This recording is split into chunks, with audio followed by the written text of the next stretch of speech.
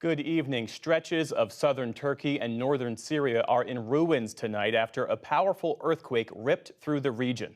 The numbers are staggering. More than 3,700 dead, some 13,000 injured, and tens of thousands of homeless. The pre-dawn quake hit in southern Turkey with a 7.8 magnitude and shook buildings as far away as Israel. A second quake followed with hundreds of aftershocks.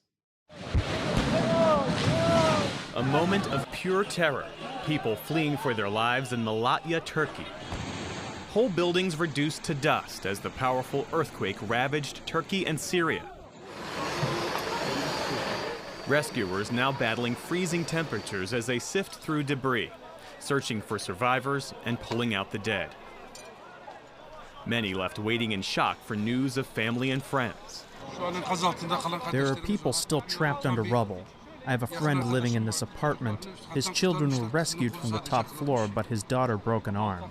We'll see what happened to those living on the ground floors. Turkey's President Erdogan called it the worst disaster since the 1930s.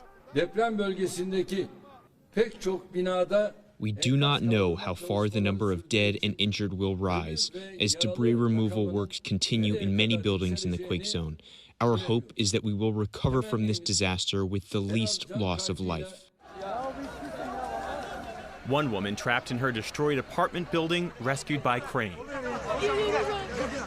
Cheaply and improperly built apartments have been a problem across the country, many of them now teetering on the edge of collapse. Across the border in Syria, workers scrambled to pull victims out from under destroyed buildings. A harrowing scene of a baby born in the rubble who was rushed to safety. The mother did not survive. Elsewhere, a rescuer frantically carried a little girl away from ruins. One survivor of the quakes described his family's escape from an almost certain death. I have 4 children and my wife. We were at home sleeping peacefully. We felt the quake. It was very strong, so I pulled out with my wife and kids and ran directly towards the entrance of the house.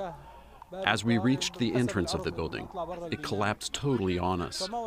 A wooden door fell on us, which saved us. The building consists of 4 stories. None of the people in the other 3 stories have survived. At this hospital in Afrin, more evidence of the enormity of the loss. Bodies wrapped in blankets fill the floor. The hardest hit regions in Syria are home to millions of displaced refugees from the country's civil war, living in poverty with little access to health care and few resources. The United Nations Secretary General tonight calling for support for both countries. Let's work together in solidarity to assist all those hit by this disaster, many of whom were already in dire need of humanitarian aid. The U.S. says it's working with Turkish authorities to provide assistance and rescue crews. More offers of aid have been pouring in as the world watches the death toll climb. We're joined now from Istanbul by Kieran Barnes, the Syria Country Director for the humanitarian group Mercy Corps. Thanks for being with us. And this is a very complex search and rescue operation. It's been hampered by severe cold and snow. There are also powerful aftershocks. What's the situation on the ground right now? Thanks, Jeff.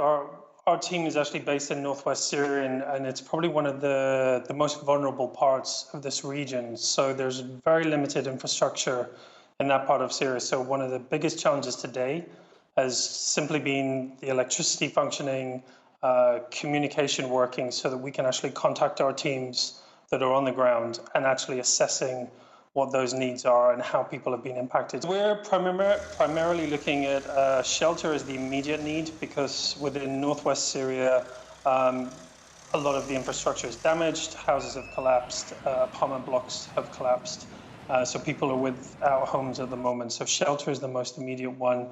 We are in probably the worst part of winter. The next few days are going to be extremely cold, so we have that additional pressure on top. So having a safe place to sleep, mattresses to sleep on, blankets, these kind of very basic but immediate needs are for the next few days. I think following that, there's going to be some other critical areas that we do need to look at, and that will include things like the access to water. People who've been moving throughout the last 12 years of this conflict, living in temporary shelters such as tents, they need water on a regular basis simply to survive. Those water sources we know have been damaged through this earthquake. So we need to find ways to find that water to bring it to those people to maintain what is actually our regular work in Syria. So I think those are going to be some of the key challenges and what we're going to be working on over the next few days and throughout the weeks ahead. For Syrians who have endured a brutal civil war, this sense of suffering is really all too familiar. According to the International Rescue Committee, many Syrians have been displaced as many as 20 times. How is that exacerbated by the effects of this earthquake? Yes, and this, to be honest, it includes some of our staff as well who work with us. They are also displaced families who throughout this conflict have been affected and have had to move multiple times. Syrian population is extremely resilient, and the fact that they've continued to survive throughout the last 12 years of this conflict does speak a lot about those communities. However, here we are again with another crisis. The last 12 months have been tough.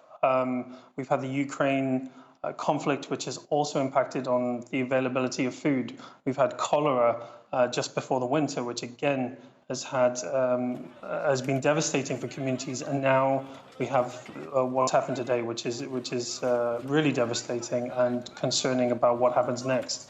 We do know, the Syrian people will keep moving forward, that is for sure, but they are going to need a significant amount of support. And that's also the concern that we have is Syria's been dropping off the kind of priority list for the past few years because of other situations around the world. But with what's happened today, it's something that cannot be forgotten, and we need to step up. We need the international community to support the people of Syria tonight and tomorrow night and through the rest of the weeks and months ahead. And Turkey, as you know, is facing a collapsing currency, runaway inflation. How is that economic hardship affecting the rescue effort, and how will it affect the recovery effort long term? Yes, the economic collapse, to be honest, in the whole region has been extremely difficult for people, even just finding jobs to continue their daily lives prior to this current crisis. We've seen the Syrian pound also have huge issues around inflation. Things are devaluing all the time. It makes it very difficult for people to have businesses, to find jobs, to support themselves. The global economy is impacting on this in a very significant way. So what happens around the world impacts on those people inside Syria additionally, and this will make it hard. One of the probably bigger concerns in the immediate future will be the access to goods. We have, as Mercy Corps, pre-positioned stocks such as mattresses, blankets, jerry cans, these kind of things that we can distribute immediately. But those resources will run out, and we will need suppliers, we'll need contractors to have those stocks. And I think it's being able to access that again will be there'll be pressure on that over the coming weeks, because everybody will be looking for those items, and we'll all be trying to source it. Kieran Barnes with the humanitarian group Mercy Corps speaking with us from Istanbul tonight. Kieran, thank you. Thanks.